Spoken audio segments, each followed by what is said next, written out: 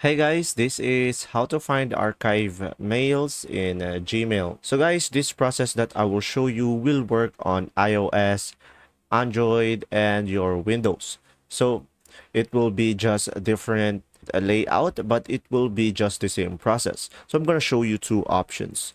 So for the first option that you have is just use the search bar over here. So guys, when you search something over here, it will show whether the email is archived, whether it is starred, or it is filtered.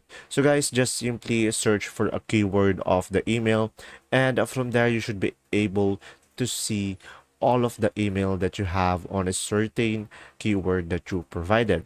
And now for the second option, or for the second method that you have, is just simply go over here to the more, and from here just click on all mail, and from here guys you should be able to see all of your mails including the archive ones.